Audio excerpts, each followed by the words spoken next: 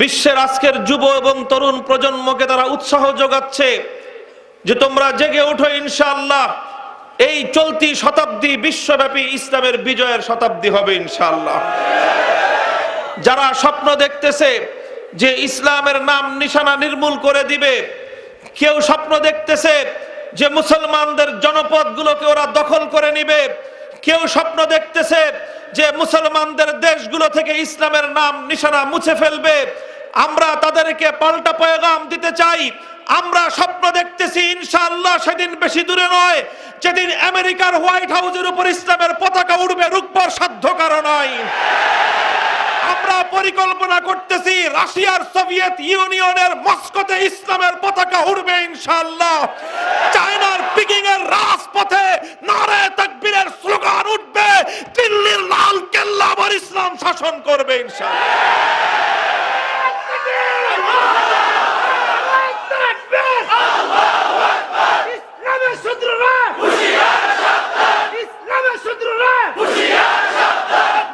এগুলো আমাদের শুধুমাত্র আবেগের কথা নয়, এগুলো শুধুমাত্র আমাদের ক্ষণিকের শুধু উত্তেজনার কথা নয়।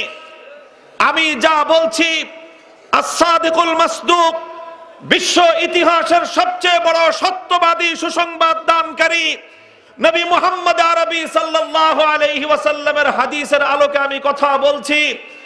আল্লাহর নবীজি বলেছেন, লা ইয়াবকা আলা যাহরিল আরদি বাইতু মাদারিন ওয়ালা ওয়াবারিন ইল্লা আদখালাহুল্লাহুল ইসলাম ইম্মা বিইজ্জি আজিজিন ওয়া ইম্মা বিজিল্লি জালিল। এই পৃথিবীতে এমন কোন ঘর অবশিষ্ট থাকবে না, চাই সেটা ঘর শহরের আকাশ ছোঁয়া রাজপ্রাসাদ হোক, আকাশ ছোঁয়া বিশাল কোন প্রাসাদ হোক, অথবা সেটা গ্রামের কোন ভাঙ্গা কুড়ে ঘর হোক, অথবা সেটা একটা ছনের ঘর, টিনের ঘর হোক, এমনকি মরুভূমির মধ্যে একজন বেদুইনের একটা তাঁবুর ঘর হোক, ইল্লা আদখালাহুল্লাহুল ইসলাম, প্রতিটি ঘরের মধ্যে ইসলাম প্রবেশ করবে আর প্রতিটি ঘরের ছাদের উপর ইসলামের হেলালি নিশান উড়বে। রুখবার সাধ্য পৃথিবীর কোন শক্তির ইনশাআল্লাহ নাই। নবী আকরাম সাল্লাল্লাহু আলাইহি ওয়াসাল্লামের এই বাণী সহিহ হাদিসের কিতাবগুলোর পাতায় পাতায় জ্বলজ্বল করছে। মুহতারাম হাজিরিন, আল্লাহর নবীর এই হাদিসকে আমরা বিশ্বাস করি, আমরা বিশ্বাস করি, আমরা চোখে দেখলে যতটা বিশ্বাস করি, আমরা নিজেদের কানে কোনো কথা কোনো আওয়াজ শুনলে যতটা বিশ্বাস করি, নিজের হাতের দ্বারা স্পর্শ করলে কোনো একটা বিষয়ে আমাদের যতটা দৃঢ় বিশ্বাস হয়, তার চেয়েও লক্ষ কোটি গুণ বেশি বিশ্বাস করি যখন আমার পয়গম্বর আমাকে কোনো সংবাদ দান করেন। আমাদের ঈমান আর আমাদের ইয়াকিন হলো পৃথিবীর সমস্ত দার্শনিকের দর্শন ভুল হতে পারে, পৃথিবীর সমস্ত বৈজ্ঞানিকের বিজ্ঞানের সূত্র ভুল প্রমাণিত হতে পারে, পৃথিবীর সমস্ত দার্শনিকদের, পৃথিবীর সমস্ত পর্যালোচকদের পর্যালোচনা ভুল হতে পারে, সমস্ত ভবিষ্যৎ সংবাদ দানকারী গণকদের সংবাদ ভুল হতে পারে, সারা পৃথিবীর সব কিছু ভুল হতে পারে, কিন্তু নবী মুহাম্মদ আরবি সাল্লাল্লাহু আলাইহি ওয়াসাল্লামের কোনো কথা ভুল অথবা মিথ্যা হতে পারে না। সে নবী সংবাদ দিয়েছেন, আর সেই সংবাদগুলোকে একত্রিত করে আল্লাহর পয়গম্বরের হাদিসের পাতায় পাতায় নবীজির সেই ভবিষ্যৎবাণীগুলোকে একত্রিত করে আজকের ওলামায়ে কেরাম, দূরদৃষ্টি সম্পন্ন বুজুর্গানে দিন, তারা আমাদেরকে পূর্বাভাস দিচ্ছেন, উম্মতকে জাগ্রত হওয়ার জন্য তারা আহ্বান জানাচ্ছেন, উম্মতের কানে কানে তারা এই পয়গাম পৌঁছে দিচ্ছেন। আর এই পয়গাম নিয়ে আজ আমরা সারা বাংলার টেকনাফ থেকে তেতুলিয়া রাত দিন একাকার করে একটা পয়গাম পৌঁছে দিতে চাই। হে মুসলিম যুবকেরা, তোরা জেগে ওঠ, আর তোদের জাগরণের জন্য আজকের এই পৃথিবীর আকাশ বাতাস অপেক্ষমান, সারা পৃথিবীর সমস্ত মাজলুমান আজ অপেক্ষমান, নির্যাতিত নিপীড়িত মানুষগুলো আজকে অপেক্ষমান। যুগের সালাহুদ্দিন আইয়ুবীরা যখন জেগে উঠবে, মুহাম্মদ বিন কাসেমরা যখন জেগে উঠবে, যখন তারেক বিন জিয়াদরা জেগে উঠবে, শাহজালাল মুজাররাদি আমানিরা যখন জেগে উঠবে, যখন এভাবেই ইখতিয়ারউদ্দিন মুহাম্মদ বিন বখতিয়ার খিলজিরা জেগে উঠবে, আবার যখন নতুন জামানার কাসেম মুহাম্মদ বিন কাসেম জেগে উঠবে, কাসেম নানুতুবির এই শাইখুল হিন্দের আদর্শের উত্তরসূরিরা যদি আবার সত্যিকার অর্থে তারা জেগে উঠতে পারে, ইনশাআল্লাহ ইসলামের দুশমনরা পালাবার পথ খুঁজে পাবে না।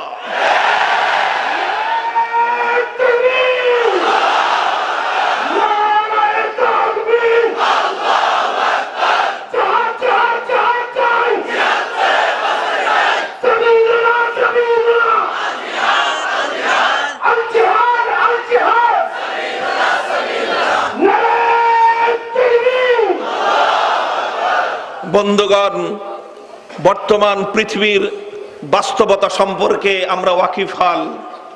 আমরা জানি আজকের পৃথিবীর কি বাস্তবতা, আমরা জানি আজকে ভূ রাজনৈতিক বাস্তবতা। আজ আমরা যেই জায়গাটায় বসে কথা বলছি, যেই জনপদে আমরা বিচরণ করছি, এই জনপদের আজকের সর্বশেষ বাস্তবতা সম্পর্কে আমরা সচেতন। আমরা জানি আমাদের এই উপমহাদেশের রাজনৈতিক খেলার গুটি কোন দিক থেকে কোন দিকে চালা হচ্ছে, সবগুলো বিষয় সম্পর্কে সম্পূর্ণ ওয়াকিফাল হয়েও আমি দ্ব্যর্থহীন ভাষায় বলছি, ষড়যন্ত্রের সমস্ত জাল ছিন্ন হবে। এই জমিনের চূড়ান্ত ঠিকানা মক্কা এবং মদিনা ছাড়া আর কোথাও হবে না। যারা ভিন্ন কোনো স্বপ্ন দেখছো, যারা ভিন্ন কোনো পরিকল্পনা করছো, যারা ভিন্ন কোনো দিকে কেবলা বানিয়ে বসে আছো, কেউ মনে করতেছো কেবলাকে তোমরা সেই ওয়াশিংটনকে কেবলা বানালে তোমাদের আখের রক্ষা পাবে। কেউ মনে করতেছো ওয়াশিংটন দিয়ে হবে না, মস্কোকে তোমরা কেবলা বানাবার জন্য তৈরি হয়েছো। কেউ মনে করতেছো ওয়াশিংটন আর মস্কো দিয়ে হবে না, পিকিং আর দিল্লিকে কেবলা বানায় তোমরা তোমাদের আখের গোছাবার চেষ্টা করতেছো। আমি তোমাদের সকলের কাছে সতর্কবাণী পৌঁছে দিতে চাই, মস্কোর কেবলা দিয়ে কাজ হবে না, ওয়াশিংটনের কেবলা দিয়ে কাজ হবে না, পিকিং আর দিল্লির কেবলা দিয়েও কাজ হবে না। ইনশাআল্লাহ শাহজালালের মাটির শেকড় গ্রথিত সোনার মদিনায়, মদিনা এবং মক্কার কেবলা ছাড়া এই জমিনে ভিন্ন কোন কেবলা চলতে পারে না, চলতে দেওয়া হবে না ইনশাআল্লাহ। আমাদের এই কথাগুলো কারো কাছে আস্ফালন বলে মনে হতে পারে, কেউ আমার এই কথাগুলোকে অতি আবেগপূর্ণ কথাও বলে মনে করতে পারেন, কেউ মনে করতে পারেন এটাকে হাস্যকর কথা, আবার কেউ কেউ মুখ আড়ালে নিয়ে একটু হাসতেও পারেন আমাদের কথা শুনে। যে আজ যেখানে তোমরা এই মাটিতে 1 ইঞ্চি জায়গায় নিরাপদভাবে বসবার সুযোগ নাই, যেখানে আজকে তোমরা ইসলাম কায়েম করবা তো দূরের কথা, বরং ইসলামের নাম নিয়ে বেঁচে থাকতে পারবো কিনা সেটা নিয়েই আজকে যখন আশঙ্কা এবং আতঙ্ক দেখা দিচ্ছে, সেই সময়ে সেই পরিবেশে সেই মাটিতে বসে এই হুজুর বড় গলায় কথা বলে যে ইসলাম নাকি সারা দুনিয়া জয় করবে এবং এ মাটির চূড়ান্ত গন্তব্য নাকি মক্কা আর মদিনা, এর চেয়ে হাস্যকর কথা আর কি হতে পারে? আমাদের এই কথাগুলো দুনিয়ার বস্তুবাদীদের কাছে হাস্যকর বলে মনে হতে পারে। আমার এই কথাগুলো কারো কাছে অতি আবেগী আস্ফালন বলে মনে হতে পারে। তবে মুহতারাম হাজিরিন, চেতনায় জাগরণ সৃষ্টি করবার জন্য আমি তোমাদেরকে ইতিহাসের সোনালী পাতা থেকে এমন আরো কিছু কথা শোনাবো, যেই কথাগুলি এক সময় দুনিয়ার মানুষের কাছে, বস্তুবাদীদের কাছে হাস্যকর বলেই মনে হয়েছিল। ইতিহাস কোত্থেকে বলবো? কোন মানুষের রচিত ইতিহাসের ওই গাঁজাখড়ি গল্প আমি বলবো না, দুনিয়ার কোন ঐতিহাসিকের লেখা ইতিহাসের গ্রন্থের রেফারেন্স আমি দেব না। সর্বপ্রথম আমি তোমাদেরকে বলবো আল্লাহর কোরআনের ইতিহাস। পবিত্র কোরআন উল্টাও, সূরাতুল কমরের আয়াত তেলাওয়াত করো, সায়ুহজামুল জামউ ওয়া ইউওয়াল্লুনাদ দুবুর, সায়ুহজামুল জামউ ওয়া ইউওয়াল্লুনাদ দুবুর। পবিত্র কোরআনে পাকের মধ্যে ঠিক আমারই মতো করে একটি ভবিষ্যৎবাণীর ঘোষণা দেওয়া হয়েছিল। কি ভবিষ্যৎবাণী? বলা হয়েছিল মক্কার বেঈমানেরা পরাজিত হবে এবং তারা পালাবার পথ খুঁজে পাবে না। কোরআন বলেছিল সায়ুহজামুল জামউ ওয়া ইউওয়াল্লুনাদ দুবুর, এই বেঈমানের দল, এই দুর্ধর্ষ বেঈমানরা পরাজিত হবে, তারা পালাবার পথ খুঁজে পাবে না, এই ঘোষণা দিয়েছিল পবিত্র কোরআন। সূরাতুল কমর এটি একটি মক্কি সূরা, সূরাতুন নাযালাত ফি মক্কাতা, আল্লাহর পয়গম্বরের হিজরতের আগে পবিত্র মক্কা নগরীতে নাজিল হয়েছিল এই সূরা। মক্কায় হিজরতের আগে আমরা জানি, কোরআন এবং হাদিসের ইতিহাস যারা পড়েছি, অধ্যয়ন করেছি, মক্কার মাটিতে মুসলমানদের কি চরম দুর্দিন ছিল, সেই করুণ ইতিহাসগুলো হাদিসের পাতায় পাতায় লিপিবদ্ধ আছে। আজও পর্যন্ত যেই ইতিহাসগুলো পড়লে কোনো পাষাণ হৃদয়ের মানুষও তার চোখের পানি সংবরণ করতে পারে না। এই সেই মক্কার মাটি, যে মাটিতে শুধুমাত্র ইসলাম গ্রহণ করবার অপরাধে হযরতে বেলাল হাবাসী রাদিয়াল্লাহু তাআলা আনহুর নাকের মধ্যে রশি বেঁধে দিয়ে উমাইয়া ইবনে খালাফ মক্কার দুরাচার বালকদের হাতে, যুবকদের হাতে সুপর্দ করে দিত। মক্কার দুষ্ট বালকেরা বেলাল হাবাসীকে মক্কার অলিতে গলিতে ঘুরিয়ে আনত। দ্বিপ্রহরের প্রচন্ড রৌদ্রের সময় উমাইয়া ইবনে খালাফ মক্কার মরুভূমির উপর পাথরের উপর চিৎ করে শোয়ায়ে বেলালের বুকের উপর পাথর চাপা দিয়ে রাখত আর বলতো, যতক্ষণ পর্যন্ত তাওহীদের কালেমা ত্যাগ না করবি ততক্ষণ পর্যন্ত তোর উপর এই অত্যাচারের স্টিম রোলার চলতেই থাকবে। মুহতারাম হাজিরিন, যখন মক্কার মাটিতে খাব্বাব ইবনুল আরাত রাদিয়াল্লাহু আনহু শুধুমাত্র তাওহীদের কালেমা পড়বার অপরাধে জ্বলন্ত আগুনের কয়লার উপর ওনাকে শোয়ায়ে রাখা হতো, শরীরের চামড়াগুলো পুড়ে, গোশতগুলো পুড়ে, হাড্ডি পর্যন্ত সেই আগুন পৌঁছে যেত, চামড়ার গোশতগুলো গলে গলে খসে খসে পড়তো, আর সেই চামড়া গোশত খসে খসে পড়ে সেই কয়লার আগুন নিভে যেত। হযরত খাব্বাব রাদিয়াল্লাহু আনহু খলিফাতুল মুসলিমিন ওমরে ফারুক রাদিয়াল্লাহু আনহুর খেলাফতের সময় একদিন বলেছিলেন, তোমার কোমরটা একটু দেখতে চাই যে ইসলামের জন্য তুমি কেমন নির্যাতন সহ্য করেছিলে। খাব্বাব রাদিয়াল্লাহু আনহু যখন নিজের কোমরের কাপড় সরিয়ে দিয়েছিলেন, হযরত ওমরে ফারুকের মতো লৌহ মানব নিজেকে সংবরণ করতে পারেননি, হু হু করে বাচ্চার মতো কেঁদে উঠেছিলেন যে একজন মানুষের কোমরে এমন বিভৎস রূপ কোনোদিন আমি কল্পনাও করতে পারি নাই। মুহতারাম হাজিরিন, হযরত ইয়াসির রাদিয়াল্লাহু আনহু ইসলাম কবুল করবার অপরাধে মক্কার আবু জাহেল বড় শক্তিশালী দুটো উট এনে ইয়াসির রাদিয়াল্লাহু আনহুর দুই উটের সঙ্গে বেঁধে দিয়েছিল। এরপর দুই উট দুই দিকে হাঁকিয়ে দিল। দুটি উট যখন দুই দিকে জোরে দৌড়ানো শুরু করলো, হযরত ইয়াসির রাদিয়াল্লাহু তাআলা আনহুর শরীরটা দ্বিখণ্ডিত হয়ে গেল। সমস্ত মানুষের সামনে ওনার রক্তাক্ত দ্বিখণ্ডিত লাশ তরপাতে তরপাতে তিনি শাহাদাত বরণ করলেন। যখন হযরত সুমাইয়া রাদিয়াল্লাহু আনহা ইসলাম গ্রহণ করবার অপরাধে আবু জাহাল ওনার লজ্জাস্থান দিয়ে বিষাক্ত তীর এবং খঞ্জর নিক্ষেপ করেছিল, আর উনি তরপাতে তরপাতে গণধর্ষিতা নারীর মতো সেদিনের সুমাইয়া রাদিয়াল্লাহু তাআলা আনহা মক্কার মাটিতে শাহাদাত বরণ করেছিলেন। এই ছিল যখন মক্কার অবস্থা, এই ছিল যখন মক্কার পরিস্থিতি। মক্কার শক্তিশালী মানুষগুলো পর্যন্ত ঈমান গ্রহণ করত, কিন্তু নিজেকে মুসলমান বলে পরিচয় দেওয়ার সাহস পেত না, কারণ জানতে পারলেই, মুসলমান বলে কারো পরিচয় পেলেই তারা তাকে হত্যা করতে উদ্যত হতো।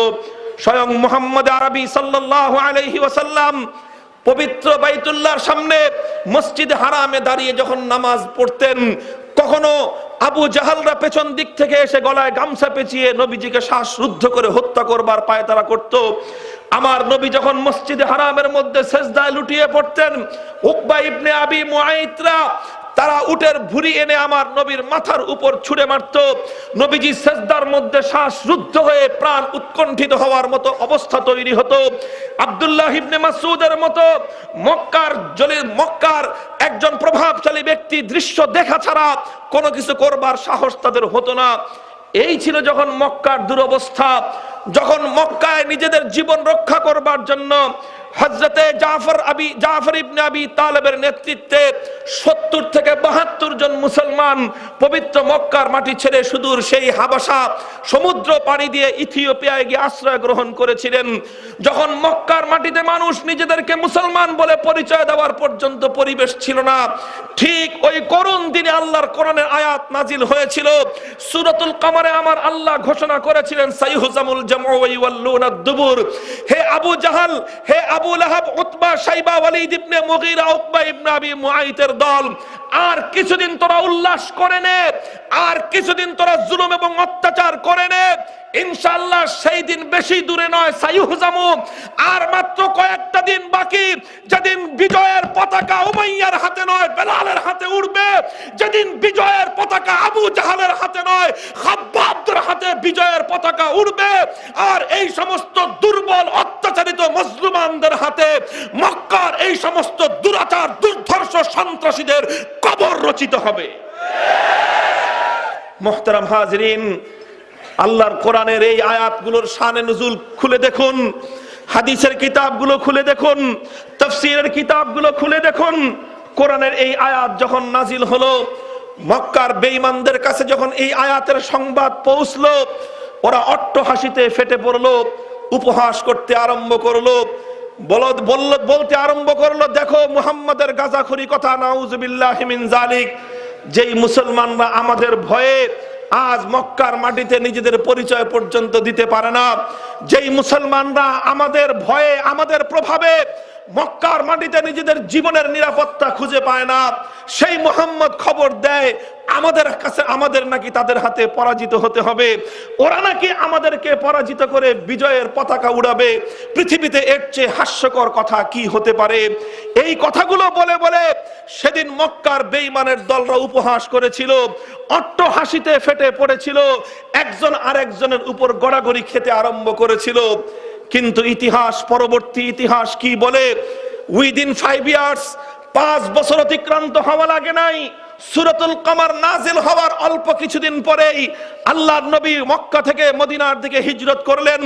হিজরত করবার পর 1 বছর অতিক্রান্ত হয়েছে। আমার নবী হিজরত করেছেন রবিউল আউয়াল মাসে।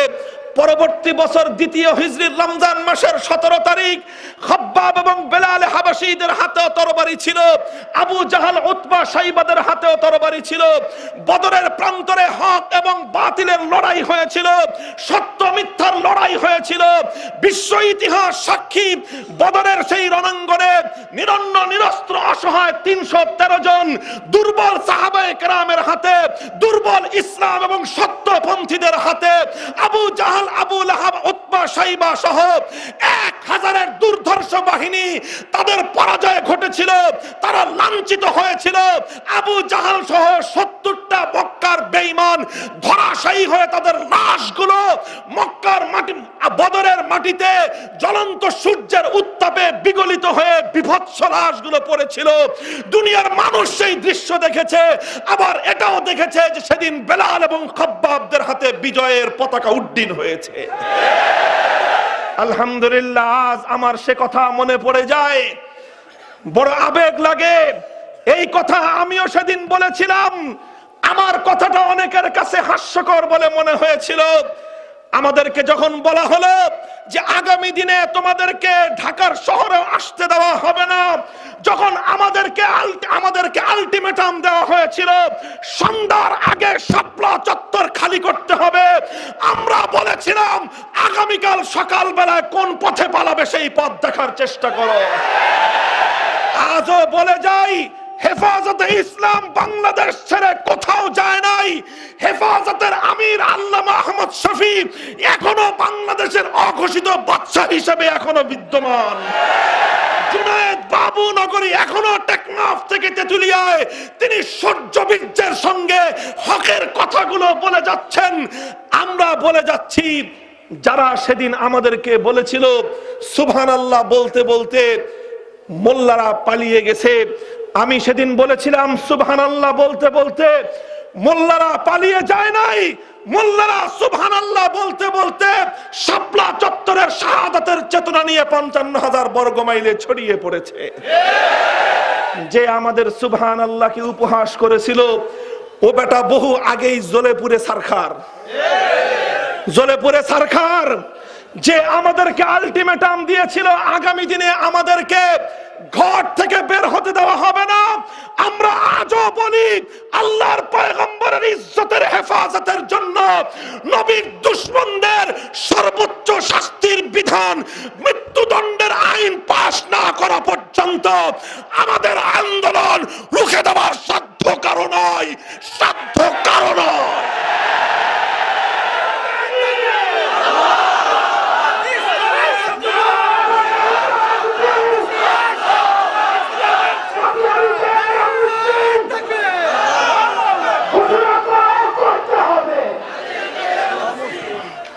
মুহতারাম হাজিরিন, যারা নবীর দুশমন, যারা প্যারা নবী মানবতার নবীকে যারা গালি দেয়, ইনশাআল্লাহ এদেশের মাটিতে ওরা কোনোদিন ওদের ঠাঁই হবে না, হতে দেওয়া হবে না ইনশাআল্লাহ। কথা ঠিক না বেঠিক?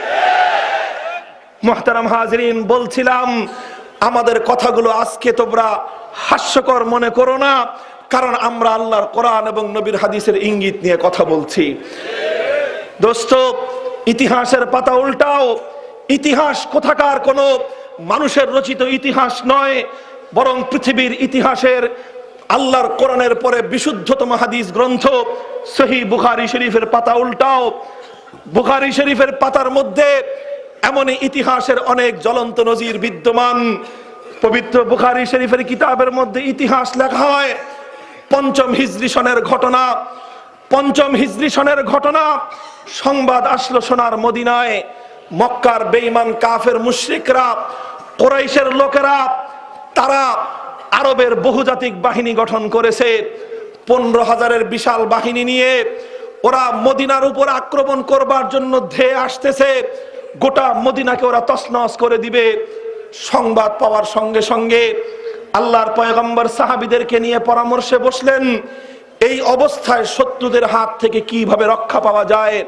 সালমান ফার্সি পরামর্শ দিলেন, ইয়া রাসূলুল্লাহ, এই পরিস্থিতিতে উপায় একটাই, আমাদের মার্কাজকে হেফাজত করতে হবে, আমাদের সোনার মদিনাকে রক্ষা করতে হবে। আর রক্ষা করবার জন্য আমার পরামর্শ হলো, মদিনাতে ঢুকবার যে এলাকা আছে গোটা এলাকা দিয়ে আপনি খাল খনন করে দেন, খন্দক খনন করে দেন। পরামর্শটা আল্লাহর নবীর কাছে পছন্দ হলো। নবীজি সিদ্ধান্ত দিলেন, খন্দক খনন করো। ইতিহাস লেখে আল্লাহর নবী নিজ হাতে খাল খননের নকশা করলেন, নিজে আর্কিটেক্ট হয়ে নিজে কোন জায়গা থেকে কোন জায়গা পর্যন্ত মা বাইনা আইরিন ইলা সাউরিন, গোটা মদিনার উত্তর প্রান্ত থেকে উত্তর দিকটা পূর্ব থেকে পশ্চিম প্রান্ত পর্যন্ত 3.5 মাইল লম্বা খাল খনন করবার নকশা এঁকে দিলেন। মদিনাতে তখন 3,000 সাহাবী, 3,000 সাহাবী, তাদেরকে 3 মাইল খন্দক খনন করতে হবে। হাতে সময় অল্প কয়েকদিন, শত্রুরা কিন্তু রওনা হয়ে গেছে। মুহতারাম হাজিরিন, মদিনার মুসলমানদের তখন অর্থনৈতিক অবস্থা এতটাই দৈন্য দশা, অধিকাংশ মানুষ দারিদ্র সীমার নিচে বসবাস করে। দিনমজুর হিসেবে সারাদিন মিনতিগিরি করে তারপরে সন্ধ্যাবেলায় যত সামান্য পয়সা ইনকাম হয় সেটা দিয়ে নিত্য প্রয়োজনীয় দ্রব্য কিনে এনে তারপরে চুলায় রান্না করে সেটা দিয়ে তারা তাদের জীবন জীবিকা নির্বাহ করে। এই ছিল মদিনার অবস্থা। আল্লাহর নবী ঘোষণা করলেন, সমস্ত কাজ বন্ধ, নবীর শহর মদিনাকে হেফাজত করতে হবে। 10 জন 10 জন করে গ্রুপ নির্ধারণ করলেন, আর প্রতি 10 জনের কাছে 10 গজ করে জায়গা দিলেন, যে এই 10 গজ করে তোমরা খাল খনন করতে আরম্ভ করো। মুহতারাম হাজিরিন, এদিকে লক্ষ্য করুন, মাঝখান থেকে কোনো সাউন্ড করবেন না, এরা দেখতেছে। মধ্যখান থেকে 10 জন 10 গজ করে 10 জন খন্দক খনন করতে আরম্ভ করলো। মুহতারাম হাজিরিন, এভাবে যখন খন্দক খনন চলছে, ফাআরাজাত কুদিয়াতুন শাদীদা, ফাআরাজাত কুদিয়াতুন শাদীদা, এক গ্রুপের 10 জন সাহাবী নবীর কাছে এসে একটা সমস্যার কথা জানালেন, ইয়া রাসূলুল্লাহ, আমাদের ভাগ পড়েছে যেই জায়গাটায়, ওখানে কিছু দূর মাটি খনন করবার পর দেখি বিশাল এক পাথরের চাটান, এত বড় পাথর যে এটাকে সরানো সম্ভব না, নড়ানো সম্ভব না, ভাঙ্গাও সম্ভব না। করব কি এখন? এই পাথর রেখে যদি খাল খনন করা হয় কোনো লাভ হবে না, কারণ পাথরের উপর দিয়ে সব মানুষ ঘোড়া দাবড়ায় মদিনার মধ্যে ঢুকে যাবে। কি করা যায়? আবার এটাকে বাদ দিয়ে যদি ঘুরায় খাল খনন করতে যাই, তাহলে 10 গজের জায়গায় 30 গজ খাল খনন করতে হবে, সময় কম। কি? আল্লাহর নবী বললেন, আনা নাজিলুন, অপেক্ষা করো, আমি আসতেছি। মুহতারাম হাজিরিন, ওই সময় এই খন্দক খনন করবার সময় সাহাবায়ে কেরামের এতটাই দুর্দশা ছিল, বুখারীর হাদিসের কিতাবের মধ্যে লেখে, এমন সময় গিয়েছে সাহাবায়ে কেরামের 1 দিন 2 দিন 3 দিন পর্যন্ত এক মুঠো জবের ছাতু পর্যন্ত তাদের কপালে জুটে নাই, এমনকি একটা খেজুর পর্যন্ত তাদের খাবারের জন্য ব্যবস্থা হয় নাই। না খেয়ে অনাহারে অর্ধাহারে দিনের পর রাত, রাতের পর দিন এভাবেই ইসলামের জন্য তারা মাটি কেটে গিয়েছেন। কোন কোন সাহাবী, তারা ক্ষুধার যাতনা এতটা তীব্র আকার ধারণ করলো যে পেটের চামড়া গিয়ে পিঠের সঙ্গে মিলে গেল, পিঠটা বাঁকা হয়ে গেল, কোমর ঝুঁকে গেল। মাটির বস্তা মাথায় তুলবেন, মাটির টুকরি মাথায় তুলে সোজা হয়ে দাঁড়াবেন। পেটের মধ্যে খাবার না থাকবার কারণে পেটটা পিঠের সঙ্গে মিশে গিয়ে কোমরটা বাঁকা হয়ে আসলো। মাটি তো কাটতেই হবে, মাটির টুকরি তো মাথায় তুলতেই হবে, খন্দক তো খনন করে শেষ করতেই হবে। কি করা যায়? কোনো উপায় না দেখে পেটে খাবারের ব্যবস্থা করবার কোনো উপায় নেই। শেষ পর্যন্ত তারা পেটের মধ্যে পাথর বেঁধেছেন। পেটের মধ্যে ক্ষুধা থাকুক, কিন্তু এই ক্ষুধা নিয়েও আমরা আল্লাহর জন্য, আল্লাহর নবীর জন্য, ইসলামের জন্য মাটি এভাবেই কেটে যাব। ক্ষুধার তাড়নায় যেন পিঠের সঙ্গে মিলে গিয়ে কোমর যেন বাঁকা না হয়ে যায়, এজন্য তারা কোমরের পেটের মধ্যে পাথর বাঁধলেন। কয়েকজন সাহাবী এই কষ্ট, এই ক্ষুধার যন্ত্রণা সহ্য করতে না পেরে নবীজির কাছে গেলেন সান্ত্বনার জন্য। আল্লাহর নবীর কাছে গিয়ে তারা তাদের পেটের চাদর খুলে ফেললেন। নবীজি দেখলেন তার প্রাণপ্রিয় সাহাবীরা ক্ষুধার যাতনায় এক একজন পেটের মধ্যে পাথর বেঁধে রেখেছে। মুহতারাম হাজিরিন, নবীজি তাদেরকে কি বলে সান্ত্বনা দিবেন? সান্ত্বনা দেওয়ার মতো কোনো ভাষা আল্লাহর নবীর কাছে ছিল না। খাবারের ব্যবস্থা করবেন সেই সামর্থ্য, সেই তৌফিক নবীজির ছিল না। কি করবেন? প্রাণাধিক প্রিয় সাহাবীদেরকে সান্ত্বনা দেওয়ার জন্য সর্বশেষ আল্লাহর নবী যেটা করলেন, পবিত্র বুখারী শরীফের হাদিস বলছি, আল্লাহর নবী সঙ্গে সঙ্গে ফাকাশাফা আন হাজারাইন, নবীজি আর কোনো উপায় না পেয়ে নিজের পেটের উপর থেকে চাদর সরিয়ে দিলেন। সাহাবায়ে কেরাম নবীর পেটের দিকে তাকায়ে দেখলেন, আমরা তো ক্ষুধার যাতনায় আমাদের পেটের মধ্যে একটা একটা করে পাথর বেঁধে রেখেছি। দো জাহানের বাদশাহ সাইয়্যিদুল কাউনাইন মুহাম্মদ আরবি সাল্লাল্লাহু আলাইহি ওয়াসাল্লাম আল্লাহর দ্বীনের জন্য নিজের পেটের মধ্যে একটি নয় বরং দুটি পাথর বেঁধে রেখেছেন। আল্লাহর নবীর এই করুণ দৃশ্য দেখে সাহাবায়ে কেরাম নিজেদের দুঃখ যাতনা ভুলে গেলেন, নিজেদের ক্ষুধার যন্ত্রণাগুলো ভুলে গিয়ে আরো তুমুল উৎসাহ উদ্দীপনা নিয়ে তারা স্লোগান তুললেন, নাহনুল্লাযীনা বায়াউ মুহাম্মাদা আলাল জিহাদি মা বাকিনা আবাদা। জীবন যেতে পারে, কল্লা দিতে পারি, কিন্তু কল্লার উপর থেকে পাগড়ি খুলতে দেব না। এভাবেই তারা মাটি কাটতেছিলেন। মুহতারাম হাজিরিন, ঠিক ওই সময়ে সেই পাথরের ঘটনা সামনে আসলো। নবীজি বললেন, আনা নাজিলুন, আমি আসতেছি, তোমরা একটু সবর করো। নবীজি নিজে গেলেন সেখানে। ফাখাযাল মি'ওয়াল, কোদাল হাতে তুলে নিলেন। কোদাল হাতে তুলে নিয়ে আল্লাহর নাম বিসমিল্লাহ পড়ে সেই পাথরের চাটানের উপর একে একে তিনটি আঘাত করলেন। ফাআদা কাসিবান আহয়ালা, বুখারীর হাদিস বলতেছে নবীজি আঘাত করবার সঙ্গে সঙ্গে সেই বিশাল পাথরের চাটান বালুর স্তূপের মতো চূর্ণ বিচূর্ণ হয়ে গেল। মধ্যখান দিয়ে ঘটনার একটা সংগঠিত হয়ে গেল। আল্লাহর নবী যখন পাথরের উপর আঘাত করছিলেন, তিন আঘাত, প্রতিটি আঘাতের সঙ্গে সঙ্গে পাথরের উপর লোহার আঘাতে বিদ্যুতের স্ফুলিঙ্গ ছুটলো। নবীজি সাহাবীদেরকে জিজ্ঞাসা করলেন, বিদ্যুতের স্ফুলিঙ্গ তোমরা দেখেছো? সাহাবীরা বললেন যে হ্যাঁ দেখেছি। নবীজি প্রশ্ন করলেন, এই বিদ্যুতের চমকের মধ্যে তোমরা আর কিছু দেখেছো? সাহাবায়ে কেরাম বললেন যে না ইয়া রাসূলুল্লাহ, আমরা তো দেখিনি। নবীজি বললেন, কিন্তু আল্লাহ তো আমাকে দেখিয়েছেন ভিন্ন কিছু। এরপরে নবীজি নিজেই বিবরণ দিলেন, আমি যখন প্রথমবার পাথরে আঘাত করলাম, বিদ্যুতের চমক বিচ্ছুরিত হলো। সেই বিদ্যুতের বিচ্ছুরিত চমকে আল্লাহ পাক আমাকে সুদূর মাদায়েনের শুভ্র রাজপ্রাসাদগুলো আল্লাহ আমাকে দেখিয়েছেন। দ্বিতীয়বারের আঘাতের বিদ্যুতের চমকে আল্লাহ পাক আমাকে সুদূর পারস্যের সেই কিসরার রাজপ্রাসাদ এবং ধনভাণ্ডারগুলো আল্লাহ আমাকে দেখিয়েছেন। আর তৃতীয় আঘাতে আল্লাহ পাক আমাকে কাইসার রোম সাম্রাজ্যের প্রাসাদ এবং তার ধনভাণ্ডারগুলো দেখিয়েছেন। শুধু দেখিয়েই ক্ষান্ত হন নাই, আমার আল্লাহ আমাকে সুসংবাদ দিয়েছেন সেদিন বেশি দূরে নয়, ওগো আমার নবী, আপনার উম্মতের এক একজন সাহাবীর ঘোড়ার পায়ের নিচে সেই মাদায়েনের শুভ্র রাজপ্রাসাদগুলো চূর্ণ বিচূর্ণ হবে। সেদিন বেশি দূরে নয় যেদিন আপনার সাহাবীদের হাতে সুদূর পারস্যের রাজপ্রাসাদ চূর্ণ বিচূর্ণ হবে, পারস্যের দম্ভ গুড়িয়ে যাবে, আর রাজপ্রাসাদের সম্পদগুলো মদিনার সাহাবায়ে কেরামের হাতে গরিবের ঘরে ঘরে বন্টিত হবে। রোমানদের দম্ভ চুরি চূর্ণ হয়ে যাবে, তাদের প্রাসাদগুলো তাসের ঘরের মতো লুটিয়ে পড়বে, আর সেই রাজপ্রাসাদের ধনভাণ্ডারগুলো আপনার উম্মতের মাধ্যমে মুসলমানদের সারা পৃথিবীর দরিদ্র জনগোষ্ঠীর ঘরে ঘরে বন্টিত হবে। আল্লাহর নবী আমাকে এই সুসংবাদ দিয়েছেন যে এটা অতি শীঘ্রই এই ঘটনাগুলো ঘটবে। এই সংবাদটা শোনার সঙ্গে সঙ্গে ইতিহাস বলে, হাদিসের কিতাব বলে, সাহাবায়ে কেরাম এতটাই আনন্দে উদ্বেলিত হয়ে উঠলেন, এত জোরে তারা আল্লাহু আকবারের চিৎকার করলেন, সেই ভুবুক্ষ অনাহারী অর্ধাহারী সাহাবায়ে কেরামের আল্লাহু আকবারের চিৎকারে গোটা মদিনার উহুদ পাহাড় সহ আরশ পর্যন্ত, আসমান আর জমিন সহ থরথর করে কেঁপে উঠল। মুহতারাম হাজিরিন, খবরদার, আল্লাহু আকবারের ধ্বনি তোমরা ভুলে যাবে না। আল্লাহু আকবারের স্লোগান কোনো কিছুর মূল্যে তোমরা ছেড়ে দেবে না। তোমাদেরকে অনেক প্রলোভন দেখানো হবে, অনেক যুক্তি দেখানো হবে, তোমাদের মুখের মধ্যখান থেকে নারে তাকবীরের স্লোগান কেড়ে নেওয়ার জন্য অনেক ষড়যন্ত্র হবে। কিন্তু হে মুসলমান, আগামী দিনের ঘুমন্ত শার্দুলেরা, আগামী দিনের মুসলমানদের তরুণ আর যুবক সৈনিকেরা মনে রাখবি, মুসলমানদের সবচেয়ে বড় হাতিয়ারের নাম হলো আল্লাহু আকবারের স্লোগান।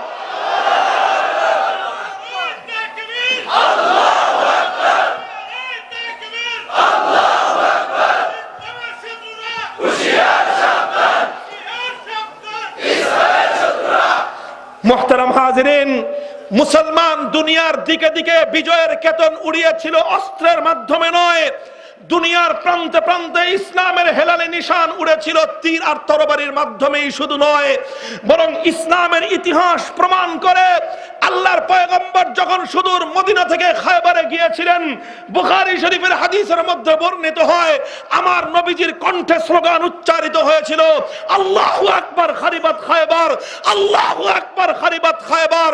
আমার নবী আল্লাহু আকবারের স্লোগান তুলে বলেছিলেন, খায়বার ধ্বংস হোক, খায়বার ধ্বংস হোক।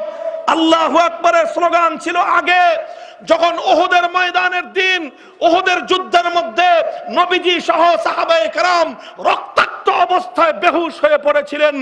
ওই সময়ে মক্কার কুরাইশরা আবু সুফিয়ানের নেতৃত্বে তারা বলেছিল, লানাল উজ্জা ওয়ালা উজ্জা লাকুম।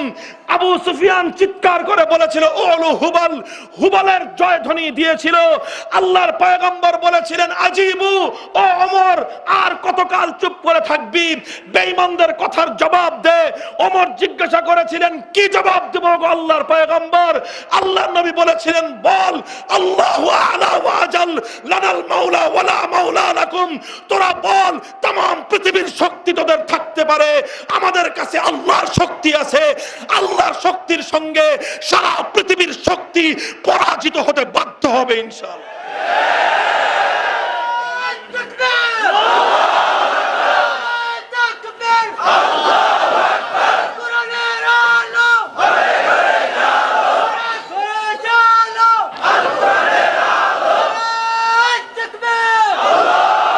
শাহজালাল মুজাররদি ইয়ামানি সুদূর আরবের মাটি থেকে বঙ্গদেশে এসেছিলেন।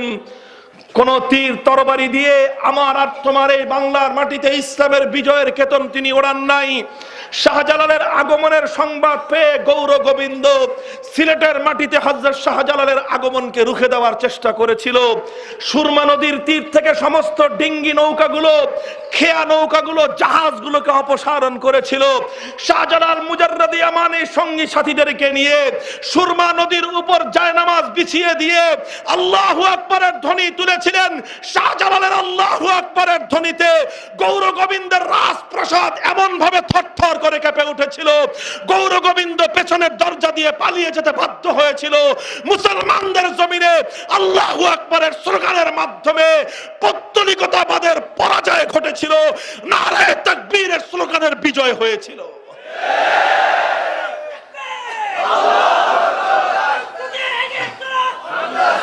আজ আল্লাহু আকবারের স্লোগান উঠলে এখনো কিছু মানুষের বুকের মধ্যে থরথর করে ভয় শুরু হয়ে যায়। ওদের কাছে পৃথিবীর মারণাস্ত্র এতটা আতঙ্ক সৃষ্টি করে না, ওদের কাছে বোম এতটা মারাত্মক ভয় ভীতি সৃষ্টি করে না, গ্রেনেডের ভয়ে ওরা এতটা আতঙ্কিত নয়, আকাশ থেকে বোমারু বিমানের আওয়াজ শুনলে ওরা এতটা আতঙ্কিত হয় না। আল্লাহু আকবারের স্লোগান উঠলে বেঈমানদের বুকের মধ্যে যেভাবে থরথর করে কাঁপন ধরে যায়। কাজেই হে মুসলমানের সন্তানেরা, খবরদার, খবরদার, জীবন যেতে পারে আল্লাহু আকবারের স্লোগান ছাড়া যাবে না। জীবন যেতে পারে আল্লাহু আকবারের তাকবীর ধ্বনি ভুলে যাওয়া যাবে না। কথা ঠিক না বেঠিক? মুসলমানেরা খন্দকের এই কিনারা থেকে এত জোরে আল্লাহু আকবারের স্লোগান তুললো, ধ্বনি দিল, গোটা মদিনা থরথর করে কেঁপে উঠলো। মুনাফিকের দল দৌড়ে আসলো। ঘটনা কি? কি হয়েছে? এত জোরে চিৎকার করলা কেন? এত জোরে আল্লাহু আকবার কেন বলে উঠলা তোমরা? সাহাবায়ে কেরাম বললেন, আল্লাহর নবী আমাদেরকে সুসংবাদ দিয়েছেন, প্রথমে আমাদের মাদায়েন জয় হবে, পারস্য সাম্রাজ্য আমাদের পায়ের নিচে পিষ্ট হবে, রোম সাম্রাজ্য আমাদের কাছে পদদলিত হবে। এই আনন্দের সংবাদ শুনে আমরা এত জোরে আল্লাহু আকবারের ধ্বনি দিয়েছি, স্লোগান তুলেছি। এই কথা শুনে মুনাফিকের দল হাসতে আরম্ভ করলো। মাটি কাটার কামরার দল, মাটি কাটার কামলার দল, নিজেরা মাটি কেটে খন্দক খাল খনন করো, মাটি কাটবার জন্য কামলা ভাড়া করবার পয়সা নাই, নিজেরা মাটি কাটো। মাটি কাটতে কাটতে ক্ষুধার তাড়নায় পেটের মধ্যে পাথর বেঁধেছো, দুবেলা খাবার জোটানোর সাধ্য তোমাদের নাই। ফকিরের দল, গরিবের দল, মাটি কাটার কামলার দল, তোমরা নিজেদের মদিনাকে কেমনে রক্ষা করবা? ওই যে শত্রুরা আসতেছে কিছুক্ষণের মধ্যে, জান কিভাবে বাঁচাইবা সেই চিন্তা করো। আর তোমরা স্বপ্ন দেখতেছো মাদায়েন জয় করবা, পৃথিবীর সুপার পাওয়ার রোম আর পারস্য তোমাদের কাছে পদনত হবে। এর চেয়ে হাস্যকর আর কি হতে পারে? মুহতারাম হাজিরিন, এভাবে মুসলমানদেরকে নিয়ে সেই দিনও পঞ্চম হিজরির খন্দকের প্রান্তে মুনাফিকের দল হাসি হেসেছিল, উপহাস করেছিল, তামাশা করেছিল। কিন্তু ইতিহাস বলে 30 বছর অতিক্রান্ত হওয়া লাগে নাই, দ্বিতীয় খলিফা ওমর ফারুক রাদিয়াল্লাহু তাআলা আনহুর খেলাফতের সময়ে মাদায়েন জয় হয়েছে, পারস্যের পতন ঘটেছে, রোম সাম্রাজ্য থরথর করে কেঁপে উঠেছিল। ওসমান রাদিয়াল্লাহু আনহুর খেলাফতের আমল শেষ হওয়ার আগেই পৃথিবীর তৎকালীন আমেরিকা এবং রাশিয়া, দুই সুপার পাওয়ার রোম আর পারস্য, মুসলমানদের পদানত হয়ে ইসলামী খেলাফত এবং সাম্রাজ্যের আওতাভুক্ত হয়ে গিয়েছিল। আমরা সংবাদ দেই, আমরা সেই জাতি যাদের ব্যাপারে আল্লাহ বলেছিলেন সাইয়ুহজামুল জামউ ওয়া ইওয়াল্লুনাদ দুবুর, এদের সঙ্গে যারা টক্কর লাগবে অল্প কয়েকদিনের মধ্যে ওদের পতন ঘটবে। আমরা সেই জাতির উত্তরসূরি যাদের ব্যাপারে আল্লাহর পয়গম্বর বলেছিলেন এরা সেই জাতি, এদের অগ্রাভিযান রুখে দেওয়ার সাধ্য কারো নাই। আমরা সেই জাতি যারা আফ্রিকার জঙ্গলে গিয়ে ইসলামের হেলালি নিশান উড্ডীন করেছিল। আমরা সেই জাতি সুদূর সেই বিশাল সমুদ্রের উত্তাল তরঙ্গ পাড়ি দিয়ে সাইপ্রাস পর্যন্ত গিয়ে ইসলামের হেলালি নিশান আমরা উড্ডীন করেছিলাম। মুহতারাম হাজিরিন, ইতিহাসের পাতায় এমন অসংখ্য অগণিত ঘটনা রয়েছে, হাদিসের কিতাবগুলো খুঁজলে এরকম অনেক দৃষ্টান্ত পাওয়া যাবে। আখেরি আরেকটা কথা বলে আমি আমার আলোচনা সমাপ্ত করব। মুহতারাম হাজিরিন, আমার নবী আরেকটা সুসংবাদ দিয়েছিলেন। এক হাদিস, লম্বা দীর্ঘ হাদিস, সহিহ সনদের মাধ্যমে বর্ণিত হাদিস। সেই হাদিসের মধ্যে আমার নবী সুসংবাদ দিয়েছেন, আমার উম্মতের মধ্যে একটা দল তৈরি হবে, নি'মাল জাইশু জাইশান, সেই দলের মধ্যে একজন আমির থাকবে, নি'মাল আমিরু আমিরান, সেই দলটিও হবে খুব ভালো। আর সেই দলনেতা আমির সাহেব, তিনিও হবেন অত্যন্ত ভালো মানুষ।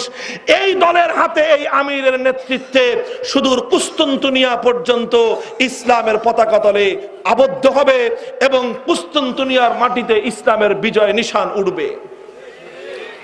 কুস্তুনতুনিয়া কোথায়? কুস্তুনতুনিয়া হলো আজকের ইস্তাম্বুল, কুস্তুনতুনিয়া হলো আজকের তুরস্কের রাজধানী।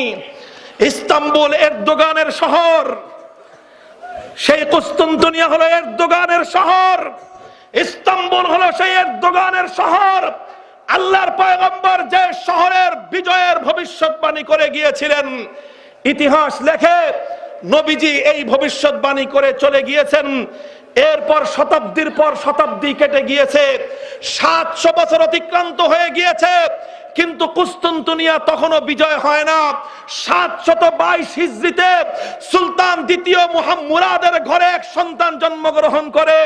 ইতিহাস বলে যেই সন্তানের নাম ছিল সুলতান মুহাম্মদ বিন মুরাদ আল ফাতেহ। বয়স যখন মাত্র তার 22 বছর, সেই 725 হিজরিতে জন্মগ্রহণকারী সুলতান মুহাম্মদ বিন মুরাদ আল ফাতেহ মাত্র 22 বছর বয়সে কুস্তুনতুনিয়ার অভিযান পরিচালনা করেছিলেন এবং সেই তুর্কি দুর্ধর্ষ জাতিকে পরাজিত করে ইস্তাম্বুলের মুক্ত আকাশে ইসলামের বিজয়ের কেতন উড়িয়েছিলেন। কেন আজকে কুস্তুনতুনিয়ার ইতিহাস আমি তোমাদেরকে বললাম। মুহতারাম হাজিরিন, আল্লাহর নবী ভবিষ্যৎবাণী দিয়ে গিয়েছিলেন, নবীজের বাণী মিথ্যা প্রমাণিত হয় নাই। এরপরে 600 বছর পর্যন্ত সেই তুরস্কের মাটি থেকে সালতানাতে ওসমানিয়া, খেলাফতে ওসমানিয়া পরিচালিত হয়েছে। 600 বছর পর্যন্ত বিশ্বকে নেতৃত্ব দিয়েছিল মুসলমানদের সালতানাতে ওসমানিয়া। এরপরে ভাগ্যের নির্মম পরিহাস, মুসলমানদের পতনের করুণ ইতিহাস তৈরি হলো, শুরু হলো। 1924 সালে মুসলমানদের সেই সালতানাত, সেই খেলাফতকে ধ্বংস করে কামাল আতাতুর্ক নামক এক মুরতাদ মুসলমানদের দুশমন ইহুদের খ্রিস্টানদের পাঁচাটা এক গোলাম তৈরি হলো। তুরস্কের মাটি থেকে ইসলামী খেলাফত ধ্বংস করে তারপর তুরস্কের মাটিতে তুর্কি জাতীয়তাবাদ আর ধর্মনিরপেক্ষতাবাদের রাজনীতি শুরু করে তুরস্ক থেকে ইসলামের নাম নিশানা মুছে ফেলবার এমন কোন ষড়যন্ত্র নাই যেই ষড়যন্ত্র কামাল আতাতুর্ক না করেছে। এমন ষড়যন্ত্র করেছিল, মসজিদের মিনারগুলো থেকে আজান দেওয়া নিষিদ্ধ ঘোষণা করেছিল, মুসলমানদের মসজিদগুলোকে ঘোড়ার আস্তাবলে পরিণত করেছিল, মুসলমানদের সন্তানদেরকে ইসলামী শিক্ষা থেকে বঞ্চিত করবার জন্য তুরস্কে আরবি ভাষা নিষিদ্ধ ঘোষণা করা হয়েছিল। এমনকি তুর্কি ভাষা, এটা আরবি অক্ষরে লেখা হতো। কামাল আতাতুর্ক এক ফরমান জারি করলো, এখন থেকে তুর্কি ভাষা আরবি অক্ষর দিয়ে লেখা যাবে না, তুর্কি ভাষা ল্যাটিন অক্ষরে লিখতে হবে। এই কেন করেছিল? যাতে মুসলমানের সন্তানরা আরবি অক্ষর শিখতে না পারে। আরবি অক্ষর শিখলে সমস্যাটা কি? আরবি অক্ষর শিখলে ওরা কোরআন পড়তে পারবে। এই জন্য কোরআন থেকে মুসলমানদের সন্তানদের সম্পর্ক ছিন্ন করবার জন্য আরবি অক্ষর নিষিদ্ধ করেছিল। মুসলমানদের সন্তানদের নাম পর্যন্ত ইসলামী নামকরণ করা নিষিদ্ধ ঘোষণা করেছিল। 1924 সালের ইতিহাস বলতেছি। আলহামদুলিল্লাহ, বেঈমানের দল মনে করেছিল মুসলমানদের মধ্যে ইহুদির দালাল সৃষ্টি করে দিয়েছি, মুসলমানদের মধ্যে তুর্কি জাতীয়তাবাদের স্লোগান উত্তোলনকারী, ধর্মনিরপেক্ষতাবাদের কুফরি স্লোগান উত্তোলনকারী খ্রিস্টানদের পাঁচাটা গোলাম তৈরি করে দিয়েছি। সুতরাং এই তুর্কিস্তানে মনে হয় আর কোনোদিন মুসলমানরা মাথা উঁচু করে দাঁড়াতে পারবে না। এটাই তারা স্বপ্ন দেখেছিল। ওরা মনে করেছিল তুর্কিস্তানের মাটি থেকে ইসলামের নাম নিশানা মুছে ফেলেছে কিয়ামত পর্যন্তের জন্য। 1924 সাল থেকে শুরু হয়েছিল ওদের ষড়যন্ত্র। আলহামদুলিল্লাহ, 1 শতাব্দী অতিক্রান্ত হওয়া লাগে নাই। 1924-এর পর আজ মাত্র 2018 সাল, শতাব্দী পূর্ণ হতে এখনো 2019 সাল, এখনো 6 বছর অবশিষ্ট আছে। শতাব্দী পূর্ণ হওয়ার আগেই আজ তুরস্কের ইস্তাম্বুলের ক্ষমতার মসনদে মুরতাদ কামাল আতাতুর্কের কোন প্রেতাত্মার ক্ষমতার মসনদে বসতে পারে নাই। সেই তুরস্কের ইস্তাম্বুলের ক্ষমতার মসনদে এখন নতুন যুগের সুলতান এরদোগান, সুলতান মুহাম্মদ বিন মুরাদ আল ফাতেহ, সুলতান মুহাম্মদের অনুসারীরা আজ সেখানকার ক্ষমতার মসনদে অধিষ্ঠিত। যেই তুরস্ক থেকে ইসলাম নিশ্চিহ্ন করবার চেষ্টা করেছিল, যেই তুরস্কের মিনারগুলো থেকে মুয়াজ্জিনের আজান বন্ধ করে দেওয়া হয়েছিল, যেই তুরস্কের মসজিদগুলোকে ঘোড়ার আস্তাবল বানিয়ে দিয়ে নামাজের নিশানা মুছে ফেলবার চক্রান্ত করা হয়েছিল, আজ সেই তুরস্কের নতুন শাসক, আজ তুরস্কের সেই নতুন সুলতান যাকে নাম দেওয়া হচ্ছে, সেই সুলতান এরদোগানের আমলে এখন তুরস্কের মানুষ ঘোষণা শুনে যে যদি তুরস্ক ইস্তাম্বুল বিভিন্ন সানায়া শহরের স্কুল পরিবার ছোট ছোট বাচ্চারা যদি 40 দিন পর্যন্ত মসজিদের মধ্যে গিয়ে ফজরের নামাজ জামাতের সঙ্গে আদায় করতে পারে, 41তম দিনে সেই স্কুলের বাচ্চাদেরকে রাষ্ট্রের পক্ষ থেকে বাইসাইকেল উপহার দেওয়া হবে। এই হলো তুরস্কের রাষ্ট্রের ব্যবস্থার কথা বলছি। আজ ঝাঁকে ঝাঁকে তুরস্কের তরুণ প্রজন্ম মসজিদমুখী হচ্ছে। ওরা স্কুলে পড়ে, কিন্তু প্রত্যেকটা বাচ্চা এখন ফজরের নামাজ পর্যন্ত মসজিদে গিয়ে আদায় করে, আর 41তম দিনে বাইসাইকেল পেয়ে যায়। বাইসাইকেল পাওয়ার পর ওরা আরো দ্রুত গতিতে মসজিদের মধ্যে পৌঁছে যায়। তোমরা স্বপ্ন দেখতেছ আমাদের এই দেশের মাটি থেকে 1000 বছরের ইসলামী ঐতিহ্য মুছে ফেলবে? আমরা স্বপ্ন দেখতেছি ইউরোপের ঘরে ঘরে ইসলামের পতাকা উঠবে ইনশাআল্লাহ। তোমরা স্বপ্ন দেখতেছ শাহজালালের মাটিতে কোরআনের দুর্গগুলোকে তোমরা দুর্বল করে দেবে।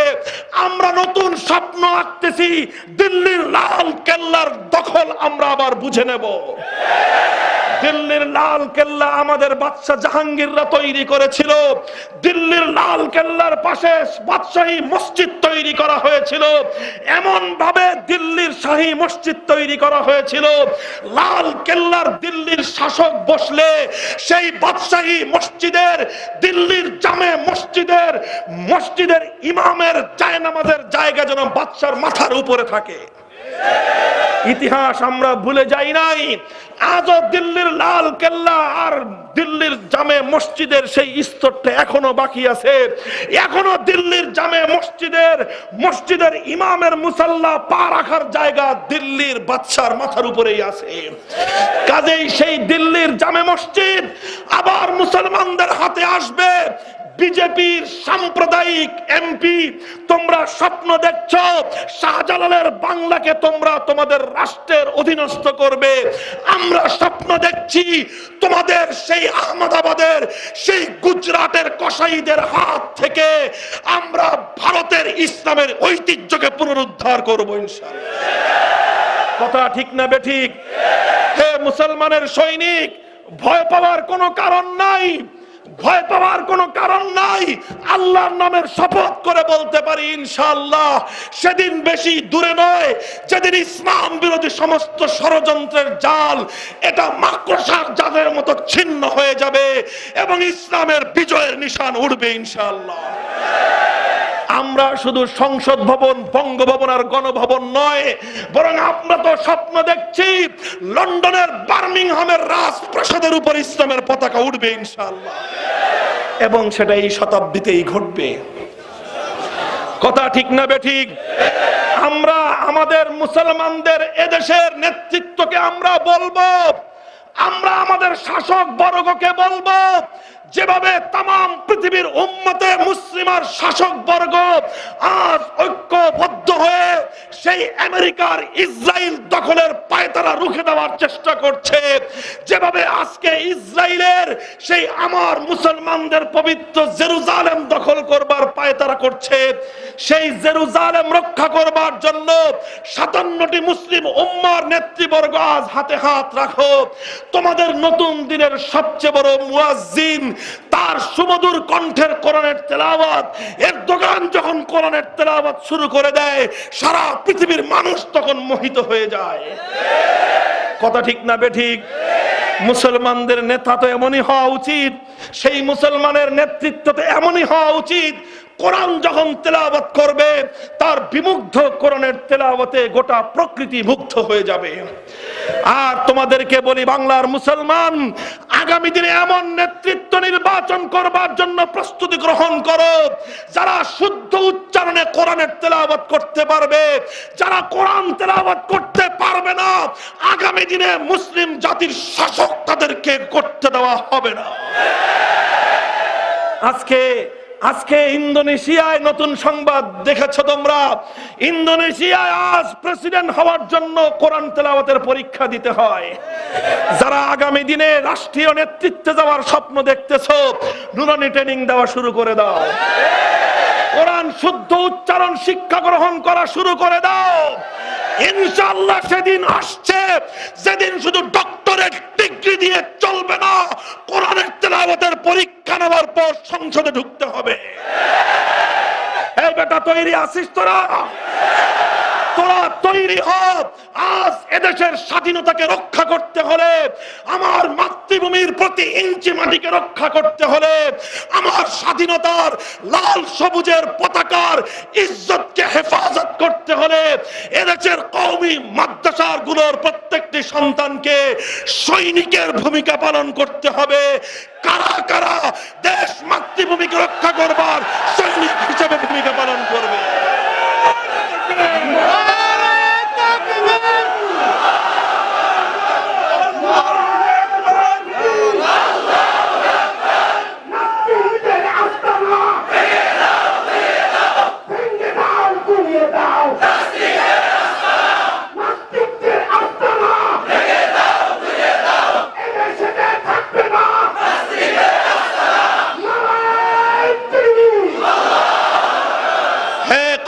সন্তানেরা, সোনালী সন্তানেরা, কওমি মাদ্রাসার সন্তানেরা, স্কুল কলেজের ছেলেদেরকে বন্ধু বানাবি তোরা। তোদের হৃদয়ের মধ্যে দেশ জাতি ইসলামের প্রতি যেই ভালোবাসার মশাল জ্বলছে, এ মশাল নিয়ে শুধু কওমিতে বসে থাকলে চলবে না। তোদের হৃদয়ের মশালের আগুন প্রত্যেকটি শিক্ষা প্রতিষ্ঠান, স্কুল কলেজ ভার্সিটিতে ছড়িয়ে দাও। এই স্কুলগুলো, এই কলেজগুলো, ভার্সিটিগুলো, শাহজালালের মাটির প্রত্যেকটি শিক্ষা প্রতিষ্ঠানে ইনশাআল্লাহ আগামী দিনে কোরআনী শিক্ষা বাধ্যতামূলক করতে হবে। যারা স্বপ্ন দেখতেছ ইসলামকে নিশ্চিহ্ন করবে, তোমরা তোমাদের নিয়ত পরিবর্তন করো, আর না হলে কোরআনের বিরোধিতা করে কাউকে মাটিতে টিকতে দেওয়া হবে না, টিকতে দেওয়া হবে না ইনশাআল্লাহ।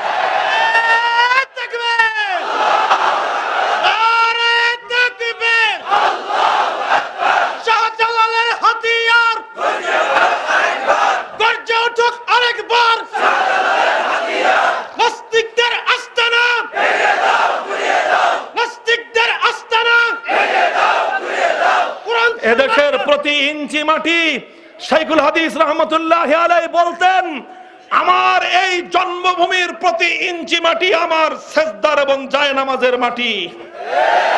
কাজেই এই প্রতি ইঞ্চি মাটির স্বাধীনতা আমরা মাগনা অর্জন করি নাই। আমরা 200 বছরের স্বাধীনতা যুদ্ধের মাধ্যমে, দীর্ঘ স্বাধীনতার সংগ্রামের মাধ্যমে প্রতি ইঞ্চি মাটি বুকের রক্ত দিয়ে খরিদ করেছি। কাজেই এই মাটির উপর যদি কোনো কুচক্রীর দৃষ্টি পড়ে, কোন কুলাঙ্গার বেশ্যা নারী তসলিমা নাসরিন যদি সীমান্তের অপর প্রান্ত থেকে আমার এই মাটিকে অপবিত্র করবার পায়তারা করে, সেই কুলাঙ্গারদের চোখ উপড়ে ফেলতে হবে। আমার এই পবিত্র মাটিতে যারা আমার মায়ের ইজ্জত নিয়ে ছিনিমিনি খেলবে, যারা এদেশের ধর্মপ্রাণ সাধারণ নাগরিক, যে কোনো ধর্মাবলম্বী অসহায় কোন নারীর ইজ্জতের উপর আঘাত হানবে, ভবিষ্যতে ওদেরকে ফায়ারিং স্কোয়াডে উন্মুক্ত জনসম্মুখে মৃত্যুদণ্ড কার্যকর করতে হবে ইনশাআল্লাহ। প্রস্তুত হও, কথা ঠিক না বেঠিক? দেশের জন্য, দেশের প্রতি ইঞ্চি মাটির জন্য, জাতি ধর্ম বর্ণ নির্বিশেষে প্রতিটি মানুষের জান মাল ইজ্জত আবরুর হেফাজতের জন্য হাফিজ জি হুজুর রহমতুল্লাহি আলাইহি বলতেন, প্রত্যেকটি কওমি মাদ্রাসা এক একটা ক্যান্টনমেন্ট। যদি আমাদের পয়সা দিয়ে লালিত পালিত ক্যান্টনমেন্টের সেনারা যদি ব্যর্থ হয়, ইনশাআল্লাহ হাফিজজির বীর হাফিজজির ক্যান্টনমেন্টের সৈনিকেরা দেশ এবং জাতির অতন্দ্র প্রহরী হিসেবে সদা জাগ্রত আছে ইনশাআল্লাহ। জীবন দিয়ে হলেও, রক্ত দিয়ে হলেও দেশ এবং জাতি, ঈমান এবং ইসলামকে, ঈমান এবং ইসলামের গৌরবকে হেফাজত করবার জন্য কারা কারা প্রস্তুত, কারা কারা প্রস্তুত? আল্লাহ পাক রব্বুল আলামিন কবুল করুন, তৌফিক দান করুন। ইনশাআল্লাহ উলামায়ে কেরাম সময় মতো আজান দিবে। আজানটা দিতে দেরি, মাথায় পাগড়ি পরে ইনশাআল্লাহ মধুপুরে পিসাব হুজুরের নেতৃত্বে জিহাদের আল্লাহ পাক রব্বুল আলামিন কবুল করুন, তৌফিক দান করেন। সুবহানাল্লাহি ওয়া বিহামদিহি সুবহানাল্লাহিল আযীম। আল্লাহুম্মা সাল্লি আলা মুহাম্মাদিন নবিয়্যিল উম্মি وعلى آله وسلم تسليما ربنا آتنا في الدنيا حسنة وفي الآخرة حسنة وقنا عذاب النار اللهم وفقنا لما تحب وترضى من القول والفعل والعمل والنية والهدي إنك على كل شيء قدير يا الله معبود رب العالمين আজকের মাহফিলকে আপনি কবুল ফরমান ইয়া আল্লাহ উলামায়ে কেরামের আলোচনাগুলোকে ইয়া আল্লাহ জাতিকে বুঝবার এবং আমল করবার তৌফিক এনায়েত করুন উম্মতে মুসলিমাকে আল্লাহ আপনি হেফাজত ফরমান ইয়া আল্লাহ আমাদের এই প্রাণপ্রিয় মাতৃভূমির মাটিকে সমস্ত ষড়যন্ত্রের হাত থেকে আল্লাহ আপনি হেফাজত করুন ইয়া আল্লাহ এদেশের ইঞ্চি ইঞ্চি মাটিকে আপনি ইসলামের ঘাঁটি হিসাবে কবুল করুন ইয়া আল্লাহ এদেশের আকাশে ইসলামের হেরালি নিশান ইয়া আল্লাহ আপনি চিরতরে উড্ডীন করবার তৌফিক আমাদেরকে এনায়েত করুন ইয়া আল্লাহ আমার দোয়াকে আপনি কবুল ফরমান উম্মতে মুহাম্মাদিয়ার উপর আল্লাহ আপনি রহম ফরমান সমাগত বিশ্ব ইজতেমাকে আল্লাহ আপনি কবুল করুন বিশ্ব ইজতেমার সমস্ত আয়োজন সুসম্পন্ন করবার তৌফিক দান ফরমান ইয়া আল্লাহ तमाम পৃথিবীর ঘরে ঘরে ঈমানের দাওয়াত পৌঁছে দেওয়ার জন্য ইয়া আল্লাহ বিশ্ব ইজতেমাকে আপনি জরিয়া হিসেবে কবুল ফরমান ইয়া আল্লাহ হাক্কানি উলামায়ে কেরামের মধ্যে হিম্মত বৃদ্ধি করে দিন ইখলাসের সঙ্গে সমস্ত বাতিলের মোকাবেলা করবার তৌফিক দান ফরমান ইয়া আল্লাহ যারা না বুঝে অথবা ইয়া আল্লাহ চক্রান্তের শিকার হয়ে বিভ্রান্তির পথে চলছে মাবুদদের সকলকে আপনি হিদায়াতের পথে ফিরিয়ে আনুন ইয়া আল্লাহ যারা ইসলামকে নির্মূল করতে চায় ষড়যন্ত্রের জাল বুনছে আল্লাহ হেদায়াত নসিব করুন হেদায়াত কপালে না থাকলে ওদেরকে ধ্বংস করে দিন তামাম পৃথিবীর মুসলমানদেরকে আবার কোরআন সুন্নাহর দিকে ফিরে আসবার তৌফিক দান করুন হে আল্লাহ মুসলিম যুব প্রজন্মকে আবার জাগ্রত হওয়ার তৌফিক দিন হে আল্লাহ আমাদের দোয়াকে আপনি কবুল ফরমান ربنا تقبل منا إنك أنت السميع العليم وتب علينا يا مولانا إنك أنت التواب الرحيم سبحان ربك رب العزة عما يصفون وسلام على المرسلين والحمد لله رب العالمين